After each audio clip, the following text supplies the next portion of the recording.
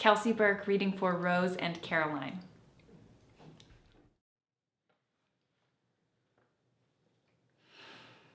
Mrs. Arnott, Rose. Mrs. Wilton? I've only a moment. I told Mellish I left my gloves in our pew. Lying to your husband, Mrs. Wilton, in our father's house. Oh, but I didn't lie. I really left them so I wouldn't be lying. I got it, Rose. A reply to our inquiry about the castle. Please, we really must talk. It is the most kind from a Mr. Anthony Wilding of Knightsbridge. It smells of cinnamon. Cinnamon? Isn't that delightful? But brace yourself, £60 for the month of April. Mrs. Wilton. I know, it would be a stretch for both of us. Corresponding with someone we know nothing of. We've gone too far already. Rose. And all of this talk of money, please, it has indeed been grand dreaming of this, but no further. But Rose... I've made up my mind, Mrs. Wilton. Lottie, it's only the money, then I have an idea. It's not only the money. I thought perhaps if we advertised for travelling companions... Companions? Ladies. There must be dozens of ladies in our situation who would enjoy sharing such a holiday. Not that we'd want dozens, of course, but another couple, say, would certainly ease the burden. Please, we really mustn't discuss this here. It's wrong. I feel as if we're plotting. But we are plotting our escape. Have you lost something? One of the school children somehow misplaced his boots and his stockings during the service. Put those shoes off from thy feet, for this is holy ground. Angus O'Shea is no Moses, as any number of the schoolgirls will tell you. Rose. You've taken leave of your senses, Mrs. Wilton. Don't say that. Start with your nest egg. What if there is an actual need? See, this is an actual need. I don't want to hear any more. But Rose, if we don't go forward, well, we will be depriving two perfectly innocent travelling companions of their holiday. Two good, unhappy ladies like ourselves, perhaps in even a greater need than ourselves. You are a bully, Mrs. Wilton. Meet me at the club on Wednesday for tea. Yes. No. We can compose our advert. Mrs. Wilton! Lottie, Rose, you really must call me Lottie. We are not placing an advertisement because we are not responding to Mr. Wilding. But I have. What? I have sent in my nest egg as a deposit. Lottie. It is done, Rose. The castle is ours. Have you told your husband? Of course not. We should tell them. Even Moses asked permission. Please stop talking about Moses. You're right. It is more like David and Goliath. Rose, all I'm asking for is your faith. Charlotte, God, it's Goliath Wednesday. Husbands, Lottie. What? Husbands! Yes, isn't it terrible? But who could resist an invitation to heaven? Two ladies seek other ladies who appreciate.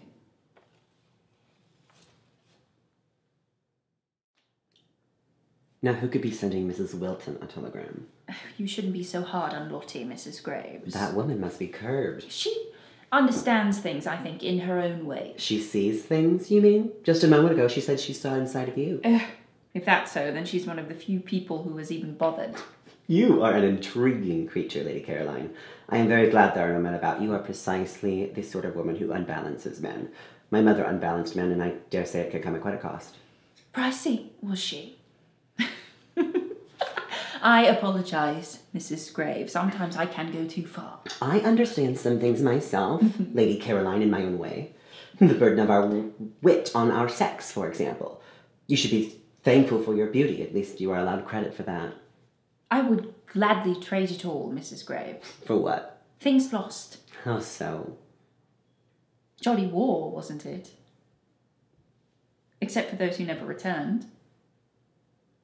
And those of us who loved them. A brother? Never mind. You are impossible. A husband. A husband? I'm so sorry, I didn't know. No one did. We secretly married the night before his duty. For good luck. Funny, no? I am very surprised you told me this, Lady Caroline. You have such a warm way of drawing people in, Mrs. Graves.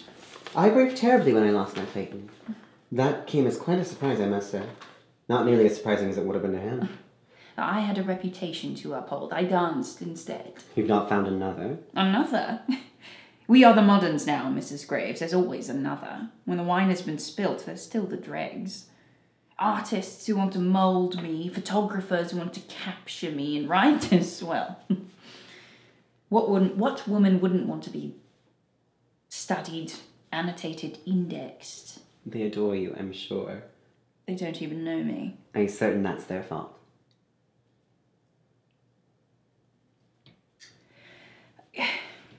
fair, there is one. Are you familiar with Florian Ayres? Florian Ayres, that writer. The mother's latest social acquisition. Romantic biographies. Indeed. Salacious. And it's wildly successful. Good God. I once had a dog who chased his own tail. And? People praised him too. But Florian is sweet, really. And sad, somehow. A lost soulmate, perhaps. A lost soulmate. I feel so restless today. You've gotten some sun, Mrs. Graves. It becomes you.